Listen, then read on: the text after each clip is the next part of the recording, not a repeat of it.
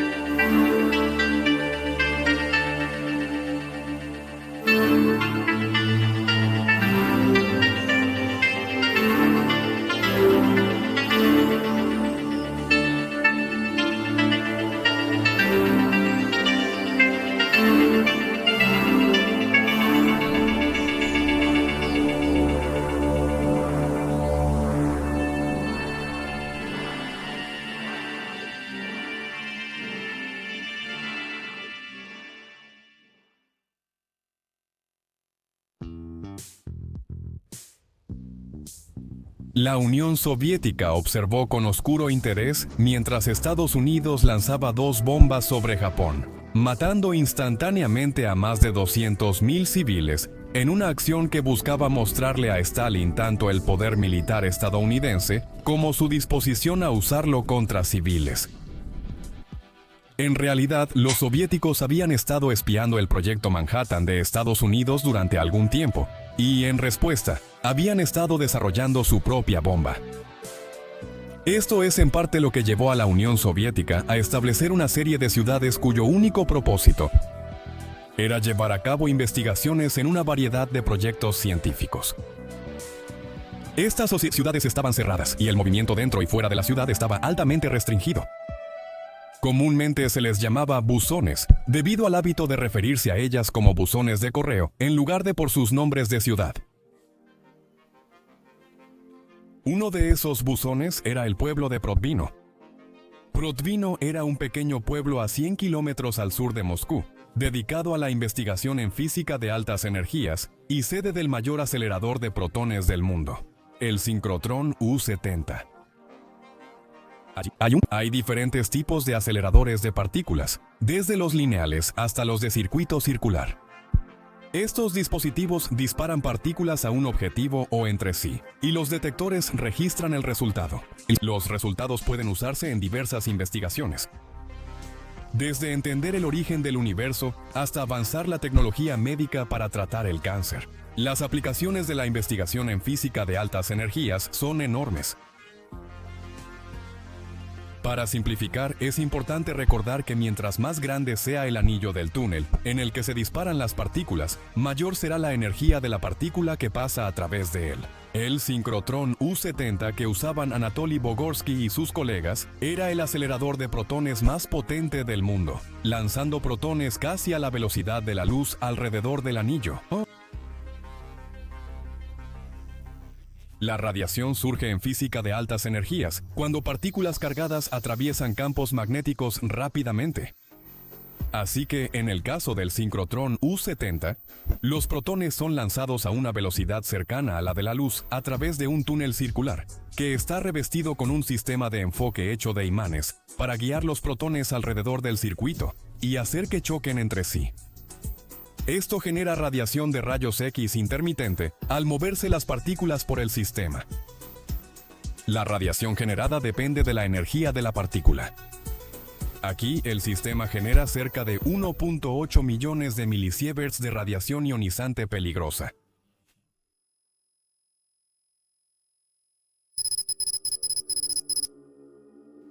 Mientras realizaban las mismas pruebas y experimentos diarios que el laboratorio de física había estado haciendo durante algún tiempo, notaron un problema con la máquina.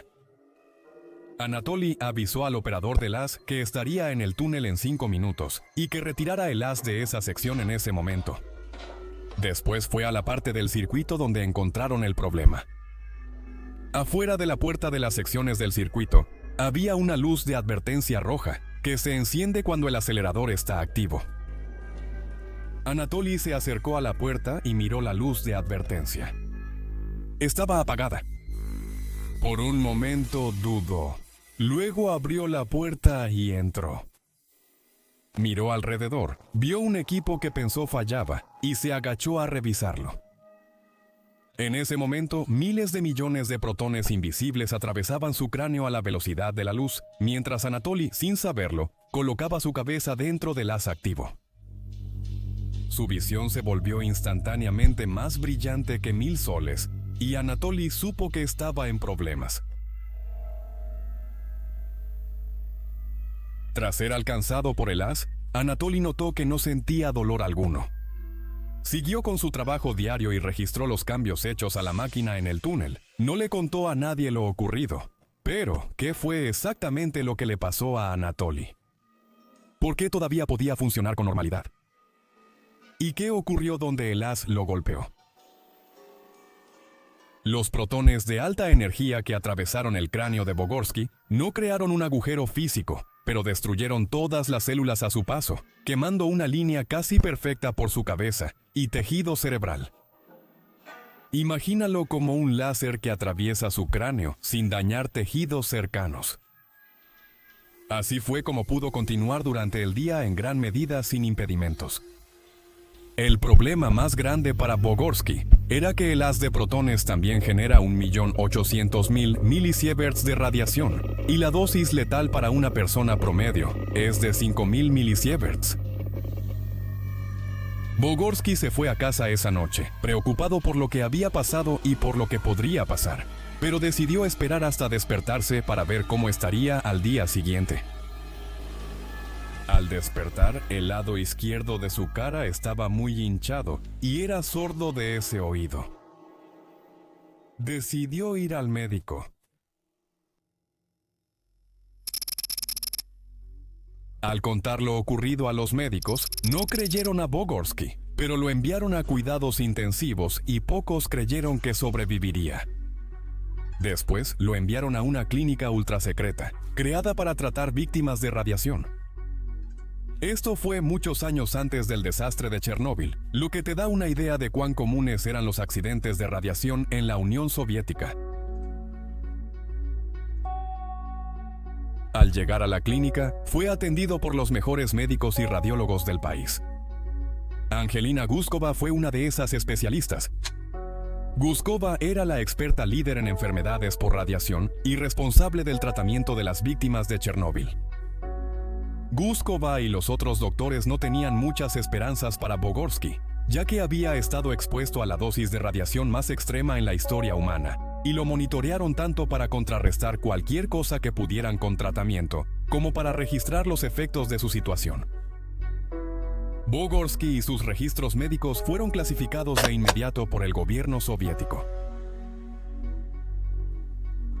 En ese momento, la piel de la nariz y la parte posterior de la cabeza de Vogorsky ya estaban necrosadas y desprendidas, mostrando la ruta exacta del haz de protones en su cráneo.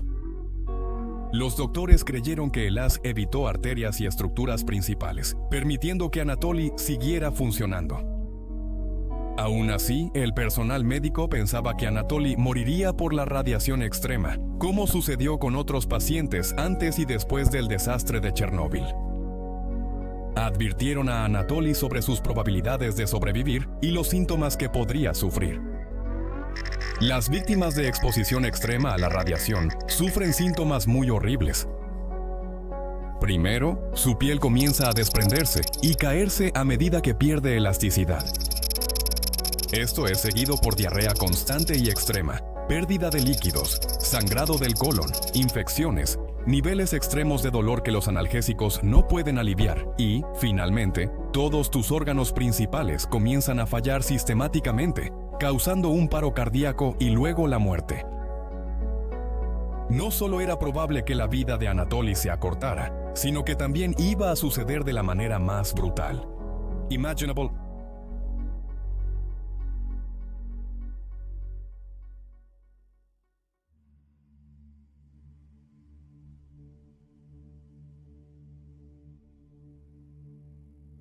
Con el paso de las semanas, Anatoly nunca presentó los temidos síntomas.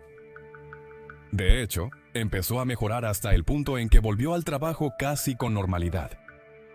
Seguía sin oír por el oído izquierdo, tenía doloroso tinnitus y se cansaba al esforzarse mentalmente. Pero estaba vivo y relativamente bien.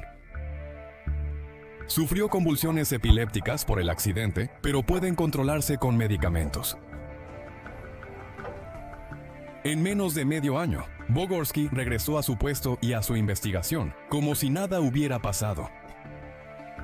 2 veces al año, Bogorsky regresaba a la clínica especial para ser revisado y reunirse con otras víctimas de radiación. Este día, el incidente y los registros médicos de Bogorsky permanecieron en secreto estatal, y solo tras la caída del telón de acero en los 90, él pudo revelar detalles de su experiencia. Algunos creen que el incidente fue increíblemente afortunado. Anatoly mismo considera que fue impactado por tanta radiación y sobrevivió. Parece imposible, pero en realidad es solo física simple.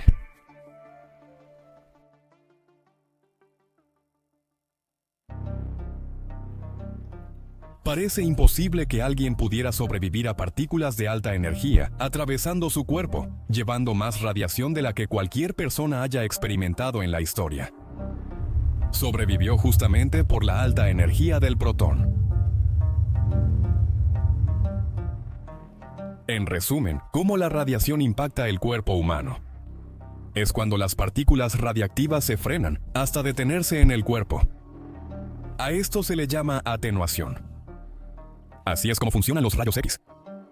Se disparan partículas radiactivas a través del cuerpo, y se les da suficiente energía para atravesar la mayoría de las estructuras del cuerpo y llegar a un detector detrás del paciente. Algunas partes del cuerpo absorben partículas radiactivas por ser radiosensibles. Estas partículas no alcanzan el detector.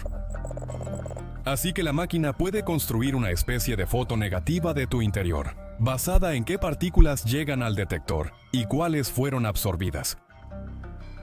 Las partículas atenuadas son peligrosas, ya que tu cuerpo absorbe radiación.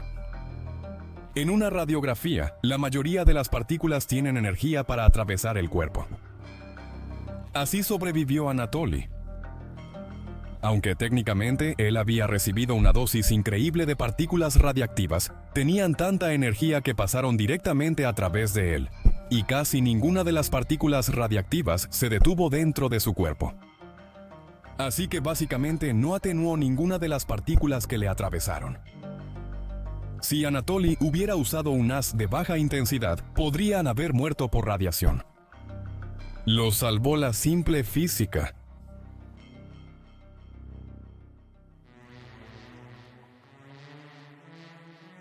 El secreto extremo de la Unión Soviética solía causar problemas burocráticos a muchas personas.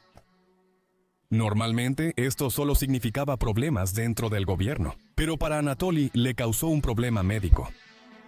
Para que Bogorsky recibiera medicamentos gratuitos del gobierno socialista para su epilepsia, la Unión Soviética debía admitir oficialmente su accidente mientras investigaba partículas de alta energía, algo que el gobierno no haría. Todos los registros médicos de Anatoly y los informes sobre el incidente fueron clasificados, y por lo tanto sus registros médicos simplemente decían que había estado involucrado en un accidente y no especificaban el tipo de accidente en el que estuvo involucrado, así que sus médicos generales no podían darle el medicamento que necesitaba de forma gratuita, porque en papel, en realidad no tenía derecho a recibirlo. La lucha de Anatoly duró 10 años, pues la Unión Soviética se negó a admitir accidentes nucleares por temor a parecer débil ante el mundo. A lo largo de los años, algunos funcionarios de la ciudad aconsejaron a Bogorsky sobre cómo evitar la burocracia, pero en general le dejaron pocas opciones. Esto cambió con el incidente de Chernóbil, pues los soviéticos ya no podían ocultar un accidente nuclear tan grande que otras naciones detectaron en sus propios países. El Estado le dio la medicación gratis a Bogorsky, pero para evitar admitir otros desastres o investigaciones, los soviéticos clasificaron a todas las víctimas de accidentes nucleares como de Chernóbil, evitando reconocer otros fracasos.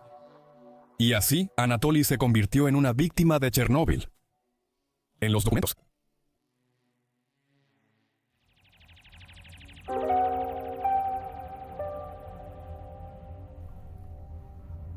Con la disolución de la Unión Soviética a inicios de los 90, Bogorsky pudo hablar del incidente con fuentes externas, pues Moscú estaba enfocado en reconstruir lo que quedaba del país. Desafortunadamente, esto creó nuevos problemas para Anatoly. A medida que los fondos de la antigua Unión Soviética eran lentamente drenados del país por diversas fuentes ilegales y turbias, y la economía comenzó a colapsar, el financiamiento para todas estas ciudades científicas secretas se agotó, y sin industria ni negocios comerciales en estas ciudades, la gente empezó a caer en la pobreza. Además, el financiamiento gubernamental para la medicación de Bogorsky, por la que luchó 10 años, ya no existía. Fundaciones occidentales crearon fondos para estabilizar la investigación científica rusa y ayudar económicamente a ex-científicos soviéticos. Jorge Soros fue uno de ellos. Con el tiempo, los fondos se agotaron, y Jorge Soros dijo que si Rusia no ayudaba a sus científicos, él tampoco lo haría. Actualmente, estos pueblos científicos, antes llenos de grandes mentes, poco a poco quedan abandonados y desolados. El sincrotrón U-70, que provocó tantos problemas a Anatoly Bogorsky, está desmantelado en almacenes. El agujero de concreto en el que alguna vez estuvo es ahora solo un túnel muy grande, que apenas recibe suficiente financiamiento estatal para mantener el túnel y evitar que se derrumbe. El propio Anatoly todavía reside en Protvino, y en ocasiones ha declarado que estaría feliz de someterse a estudios médicos para entender mejor lo que le sucedió y tal vez mejorar el tratamiento para otras personas y otras condiciones. Le comentó a Wired que esto es, de hecho, una prueba accidental de guerra de protones. Anatoly ni siquiera puede costear los gastos para salir de Protvino y contar su increíble historia a otras personas. Al igual que el pueblo mismo, Anatoly ha sido olvidado por su país y su profesión, y parece que pasará sus días esperando a que alguien recuerde quién es y por lo que pasó.